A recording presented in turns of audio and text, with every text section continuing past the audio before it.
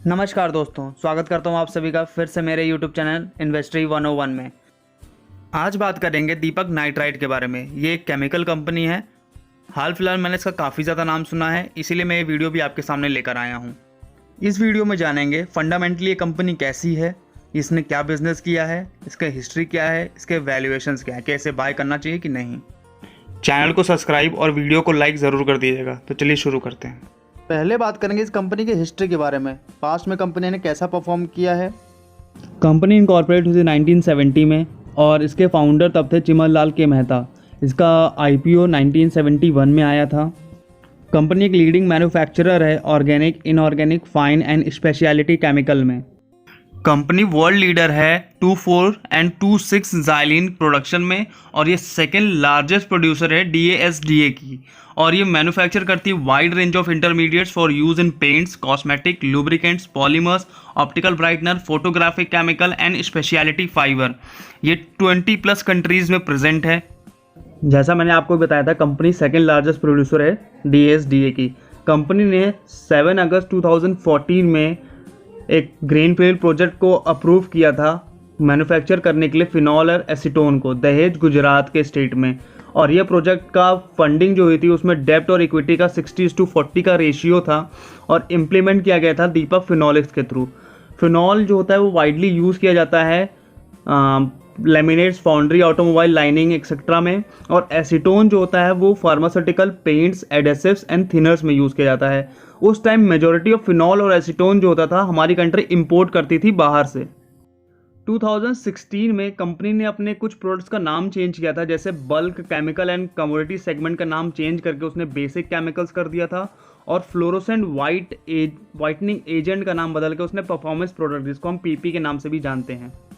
दीपक nitrite की जो subsidiary है दीपक फिनॉलिक्स, इसने प्रोजेक्ट सेटअप किया था मैन्युफैक्चर करने के लिए 2 lakh metric ton of phenol and 1,20,000 metric ton of acetone. ये ग्रीनफील्ड प्रोजेक्ट था जो दहेज में स्टार्ट हुआ था और एक गवर्नमेंट के मेक इन इंडिया इनिशिएटिव के साथ अलाइन किया गया था। 2017 में दीपक नाइट्राइट ने 31% इक्विटी शेयर्स को, जो उन्होंने दीपक गल्फ में होल्ड करके रखा था, उसको भी सेल कर दिया था। प्रोडक्ट पोर्टफोलियो की बात करने से पहले देख लेते हैं किस सेगमेंट से कितना कंट्रीब्यूशन होता है। बेसिक केमिकल कंट्रीब्यूट करता है 42%, 29% कंट्रीब्यूट होता है परफॉर्मेंस प्रोडक्ट से और 29% फाइन एंड स्पेशलिटी केमिकल भी कंट्रीब्यूट करता है। अब बात करते हैं कंपनी के प्रोडक्ट पोर्टफोलियो के बारे में। इनके कंपनी के 4 टाइप के प्रोडक्ट हैं: basic chemical, fine and speciality chemical, phenolics. Fourth है परफॉर्मेंस प्रोडक्ट। अब जानते हैं बेसिक केमिकल क्या होता है। बेसिक केमिकल ह्यूज क्वांटिटीज में प्रोड्यूस किया जाता है और एक क्रिटिकल इंग्रेडिएंट होता है प्रोडक्ट जो यूज़ होते हैं हमारे बोथ इंडस्ट्री और जनरल कंज्यूमर्स में। ये इंक्लूड करते हैं केमिकल को, रॉ मटेरियल को, जो डिराइव होता है ऑयल से, बेसिक इनऑर्गेनिक से और इंटरमीडिएट से। बेसिक केमिकल यूज़ होते हैं डाइज एंड पिगमेंट बनाने में, फार्मास्यूटिकल्स में, एग्रोकेमिकल्स में, कंक्रीट मिक्सचर में, water chemicals, water treatment, rubber, heat treatment, industrial explosives and fuel additives में। इनके कुछ मेन प्रोडक्ट्स हैं: sodium nitrite, sodium nitrate, nitrotoluidine, fuel additives, nitrosyl sulphuric acid. अब बात करते हैं स्पेशलिटी केमिकल क्या होता है। Speciality chemical broad category that covers material that perform wide variety of function depending on industrial application in which they are used. Speciality chemical काफ़ी ज़्यादा varieties में आते हैं और जैसी इंडस्ट्रीज़ को ज़रूरत रहती है ये वैसे ही काम करते हैं और वैसे ही बनाए भी जाते हैं। अब ये कहाँ कहाँ यूज़ होते हैं ये जान लेते हैं। एग्रोकेमिकल्स पिगमेंट में, फार्मास्यूटिकल्स, पर्सनल केयर सेगमेंट्स में ये यूज़ होते हैं। अब बात करते हैं फिनोलिक्स क्या होता है। फिनोलिक्स एक केमिकल कंपाउंड है जिसमें एक या एक से ज़्यादा हाइड्रोक्सिल ग्रुप बॉन्ड होते हैं जो डायरेक्टली अटैच होते हैं एरोमेटिक हाइड्रोकार्बन से।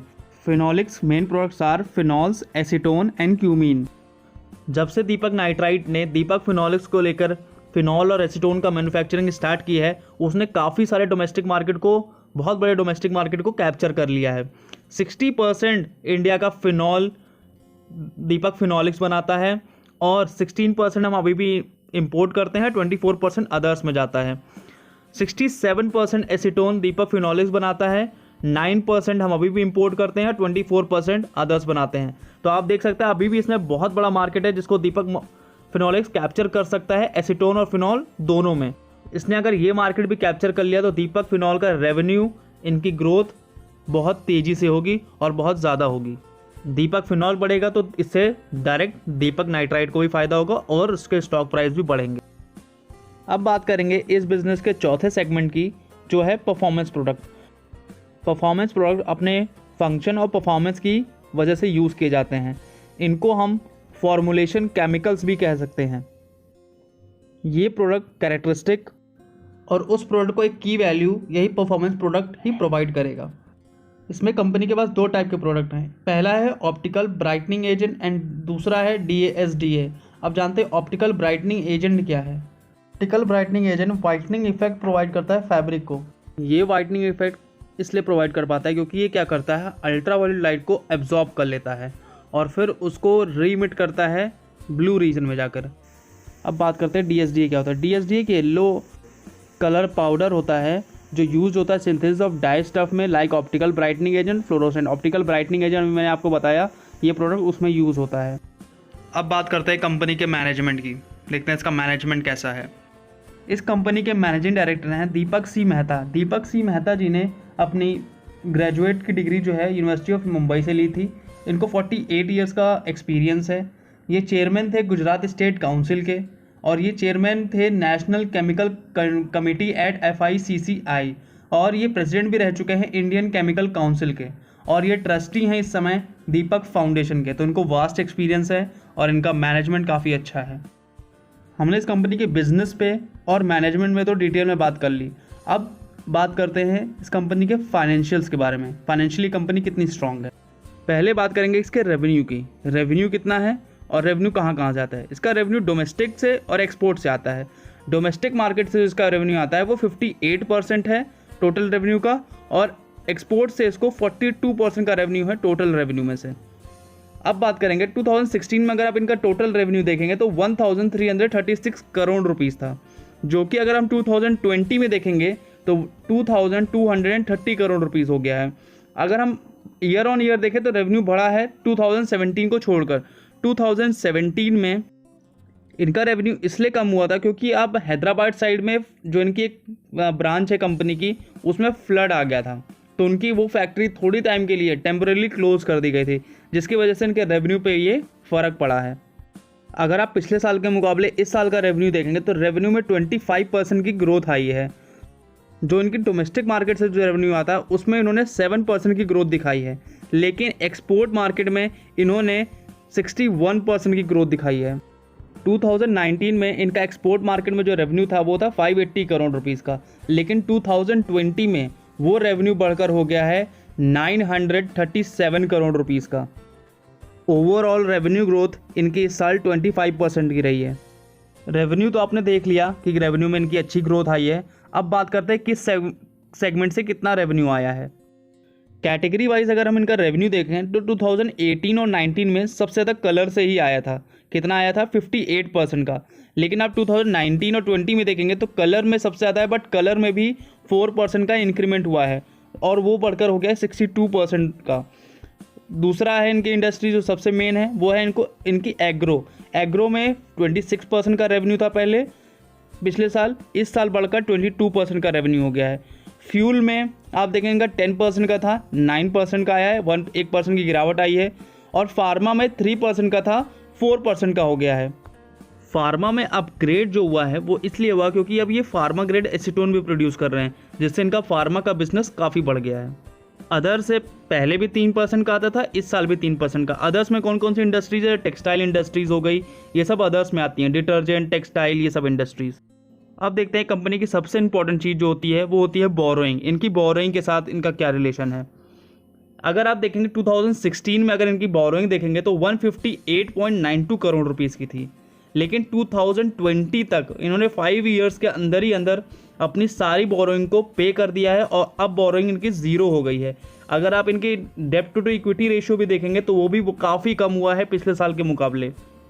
कंपनी के पास कोई भी लॉन्ग टर्म और शॉर्ट टर्म बोरोइंग इस वक्त नहीं है और ये कंपनी के लिए सबसे अच्छी बात है कि कंपनी ने अपने डेब्ट को पूरा ज़ीरो कर दिया है। अब बात करते हैं कंपनी के तीसरे सबसे बड़े एस्पेक्ट की, कैश फ्लो कितना है कंपनी का। अगर आप कैश फ्लो देखेंगे तो 2016 से या 2017 में, 17 मैंने आपको बताया कि इनकी एक हैदराबाद में एक फैक्ट्री को बंद करना पड़ा था टेम्पोरली, इसलिए कैश फ्लो कम हुआ था इनका और रेवेन्यू पे भी फ़र्क पड़ा था। लेकिन आप उसके बाद देखेंगे तो इनके कैश फ्लो में काफ़ी अच्छी ग्रोथ आई है। 2019 से अगर आप 2020 का कंपैरिजन करेंगे तो लगभग 90% से ज़्यादा की ग्रोथ है इनके कैश फ्लो में। कंपनी के ग्रोथ के लिए ये भी सबसे अच्छा पॉजिटिव पॉइंट है। तो ये तीनों एक्सपेक्ट जो कंपनी के सबसे इंपॉर्टेंट एक्सपेक्ट्स होते हैं, जिनको हम सबसे पहले देखते हैं, उन तीनों में कंपनी ने काफ़ी अच्छा परफॉर्म किया है। कंपनी का रेवेन्यू भी बढ़ा है, कंपनी का बोरिंग कम से कम हुई है, एकदम ज़ीरो हो गई हैं, और कंपनी का कैश फ्लो में भी काफ़ी इंक्रीमेंट आया है। अब बात करते हैं कंपनी के EBITDA और प्रॉफिट आफ्टर टैक्स के बारे में। इस साल कंपनी के प्रॉफिट में और EBITDA में दोनों में काफ़ी अच्छी ग्रोथ आई है। अगर आप देखेंगे तो 2018 और 19 के ईयर में 308 करोड़ का EBITDA था और 138 करोड़ का प्रॉफिट आफ्टर टैक्स यानी पैट था इनका। लेकिन इस ईयर इनका EBITDA बढ़कर 804 करोड़ रुपीज़ का हो गया है और इनका पैट 544 करोड़ रुपीज़ का हो गया है। परसेंटेज के हिसाब से अगर मैं बताऊं तो इनके EBITDA में 161% का इंक्रीमेंट है और इनके प्रॉफिट आफ्टर टैक्स में 294% का इंक्रीमेंट हुआ है। इनके EBITDA और पैट में भी काफ़ी ज़्यादा इंक्रीमेंट आया है। ऐसे ही अगर आप इनकी फाइनेंशियल रिपोर्ट चेक करेंगे तो इनके फाइनेंशियल में भी इस साल हर नंबर्स में बहुत ज़्यादा इंक्रीमेंट हुआ है। कंपनी ने इस साल काफ़ी अच्छा परफॉर्म किया है और ये कंपनी के लिए सबसे अच्छा ईयर रहा है। अब इनका हम रेवेन्यू का ब्रेकडाउन देख लेते हैं कि किस एरिया से या किस जगह से, किस कंट्री से सबसे ज़्यादा रेवेन्यू इनका आ रहा है। अगर हम 2018 और 19 की बात करें तो यूरोप से 57% रेवेन्यू कंट्रीब्यूशन होता था, लेकिन अगर आप इस ईयर के देखेंगे तो यूरोप से वो परसेंटेज घट के 45% हो गया है। लेकिन अगर एशिया को देखेंगे तो एशिया में 2018-19 21% था, जो कि इस साल बढ़कर एशिया और मिडिल ईस्ट भी इनमें इंक्लूडेड है 41% का हो गया है। यूएसए से भी इनका 14% का कंट्रीब्यूशन था, काफ़ी अच्छा था, काफ़ी बड़ा था, और 2019-20 में वो घटकर 7% का हो गया है। अदर कंट्री से इनका कंट्रीब्यूशन सेम रहा है, पिछले साल 8% था, इस साल 7% है। फाइनेंशियल्स तो देख लेते हैं, लेकिन अब फाइनेंशियल रेशियोज़ देख लेते हैं कि रेशियोज़ क्या कहते हैं। ये ऐसे मैंने इसलिए लगाया है जिससे आपको समझने में आसानी रहे कि किसमें कितना इंक्रीमेंट हुआ है, किसमें कितना डिक्रीमेंट हुआ है। ऐसे देखने में काफ़ी सिंपल लगेगा। Debtors turnover ratio, also called receivable turnover ratio, ये हमें ये बताता है कंपनी कितनी अच्छी तरीके से डेब्ट को कलेक्ट कर रही है। ये जितना ज़्यादा हो कंपनी के लिए उतना ही अच्छा है। और फाइनेंशियल ईयर अगर 2018-19 में देखेंगे तो 5.03 था और इस साल 25% का इंक्रीमेंट आया है और ये बढ़कर 6.30 हो गया है। दूसरा है inventory turnover ratio. Inventory turnover ratio ये बताता है कि नंबर ऑफ टाइम्स इन्वेंट्री जो सोल्ड की गई है एक टाइम पीरियड में या एक ईयर में, वो बताता है नंबर। इसमें अगर हम देखेंगे 5.31 था और अभी ये थोड़ा सा घट के 16% का डिक्रीमेंट होकर 4.44 है। ये भी जितना ज़्यादा हो कंपनी के लिए उतना ही अच्छा होता है। तीसरा है interest coverage ratio. Interest coverage ratio ये बताता है कंपनी की एबिलिटी को कि वो अपने डेप्ट के पेमेंट को कितनी बार दे सकती है। अगर हम इंटरेस्ट कवरेज रेशियो देखें तो 488% का इंक्रीमेंट आया है। 488% मतलब ग्रोथ हुई है कंपनी के इंटरेस्ट कवरेज रेशियो में। पहले 7.13 था और अब बढ़कर 41.91। ये इसलिए हुआ क्योंकि कंपनी ने अपने सारे डेप्ट्स को दे दिया है, इनके पास कोई बोरोइंग्स या long term short term borrowings नहीं है। कंपनी का हम करंट रेशियो देखेंगे, जो हम current asset upon current liability से कैलकुलेट करते हैं, तो वो 1.45 है करंट फाइनेंशियल ईयर के लिए। डेप्ट डिक्रीज हुआ है इसलिए करंट रेशियो में भी इंक्रीमेंट आया है 23% का। डेप्ट टू इक्विटी रेशियो देखेंगे इनका तो ये वो इस साल 0.14% है, जो कि पिछले साल 0.31% था और इसमें 55% का डिक्रीमेंट यानी 55% की गिरावट आई है। फिर अगला है रिटर्न ऑन नेटवर्थ। अगर हम इनके रिटर्न ऑन नेटवर्थ देखें तो वो पिछले साल के मुकाबले इस साल 36.48 है, जो कि पिछले साल 13.05 थी और उसमें 180% की बढ़ोतरी हुई है, मतलब 180% इंक्रीज़ हुआ है इनका return on net worth. Operating profit margin देखेंगे जिसको हम EBIT कहते हैं, अगर वो देखेंगे तो उसमें पहले 2018-19 में 14.20 था, जो कि अब बढ़कर 32.5 हो गया है और उसमें 128% का इंक्रीमेंट हुआ है, यानी इंक्रीज़ हुई है। फाइनेंशियल नंबर, फाइनेंशियल रेशियोज़ सब में कंपनी ने काफ़ी अच्छा परफॉर्म किया है फाइनेंशियली इस ईयर। तो ये कंपनी बिल्कुल ख़रीदने लायक है और बिल्कुल बहुत अच्छी कंपनी है फाइनेंशियली। अगर हम इस कंपनी को जज करें तो बहुत ही अच्छी कंपनी है ये। तो क्या यही रीज़न है जो स्टॉक प्राइस इतना ज़्यादा ऊपर है, या कोई और भी रीज़न है जो स्टॉक को बहुत ज़्यादा ग्रो करवा रहा है? क्यों ये स्टॉक इतना ज़्यादा आजकल चर्चा में है, इस बारे में भी जान लेते हैं एक बार। अगर आप स्टॉक मार्केट में एक्टिव रहते हो तो आपको पता होगा अभी कुछ दिन पहले ही दीपक फिनोलेक्स, हिंदुस्तान ऑर्गेनिक्स और एसआई ग्रुप ने डीजीटीआर को अप्रोच किया था कंप्लेन करने के लिए। डीजीटीआर है directorate general of trade remedies, जो प्रोवाइड करते हैं comprehensive and Swift trade defence mechanism India में, और ये डील करते हैं एंटी डंपिंग ड्यूटी के साथ। एंटी डंपिंग क्या होता है आप उसको समझिए। एंटी डंपिंग होता है अगर कोई कंट्री, जैसे मान लीजिए चाइना से हम कोई पेन इंपोर्ट करते हैं, चाइना अपनी कंट्री में पेन 100 रुपये का दे रहा है, हमारी कंट्री में भी वो 100 रुपये का दे रहा है, लेकिन पेन बनाते बनाते उसके यहाँ पे स्टॉक बहुत ज़्यादा हो गए, तो वो क्या करेगा, एक्सपोर्ट पे क्या करेगा, प्राइस कम कर देगा। प्राइस कम करने के लिए मान लीजिए 75 रुपये कर दिया, तो अब हमारे कंट्री में वो पेन 75 रुपये में बेचेगा, अपनी कंट्री में 100 रुपये में बेचेगा। इससे क्या होगा, हमारी कंट्री में जो डोमेस्टिक सेलर होंगे उनको नुकसान होने लगेगा, उनको अपने प्राइस को कम करना पड़ेगा, जिससे वो चाइनीज़ कंपनी के साथ टक्कर ले सकें और फाइट कर सके चाइनीज़ कंपनी के साथ, और डोमेस्टिक मार्केट में बने रहें। इसीलिए डीजीटीआर बनाया गया है, जिससे ये इसी चीज़ को रेगुलेट कर सके कि ऐसा ना हो पाए। डंपिंग वाले मैटर को ही लेके वो डीजीटीआर के पास गया था ये कंप्लेन करने कि जो भी फिनॉल बाहर की कंट्री से आ रहा है उसमें हमें नुकसान हो रहा है, क्योंकि हमारी कॉस्ट ऑफ प्रोडक्शन जो है हमें उससे कम दामों पे बेचना पड़ रहा है ताकि हम उन कंपनियों से टक्कर ले सकें। मैं आपको बता दूं, इंडिया $600 मिलियन फिनॉल को इंपोर्ट करता है हर साल। इसी के बाद डीजीटीआर ने provisional anti dumping duty recommend कर दी फिनॉल के ऊपर, जो हम थाईलैंड और यूएस से इंपोर्ट करते हैं। इसका स्ट्रेट अवे फ़ायदा दीपक फिनोलिक्स को हुआ और उसको डोमेस्टिक मार्केट को कैप्चर करने में काफ़ी हेल्प मिली, और उसने वो करके भी दिखाया है। इसीलिए 65% आज डोमेस्टिक मार्केट का फिनॉल दीपक फिनोलिक्स ही मैन्युफैक्चर करता है, और पूरी डोमेस्टिक मार्केट को कैप्चर करके रखा हुआ है, और इसमें लगभग मोनोपोली है। एसीटोन में भी उसने यही ग्रोथ दिखाई है, और 67% मार्केट एसीटोन का वो कवर किया हुआ है। एक एडिशनल इन्फॉर्मेशन देना चाहता हूँ, अप्रैल 2020 में कंपनी ने 30,000 metric ton per annum plant setup किया है दहेज में, मैन्युफैक्चर करने के लिए आइसोप्रोपिल एल्कोहल को एसीटोन से। आइसोप्रोपिल एल्कोहल एक इम्पॉर्टेंट इनपुट है production of essential pharmaceuticals and sanitizers में।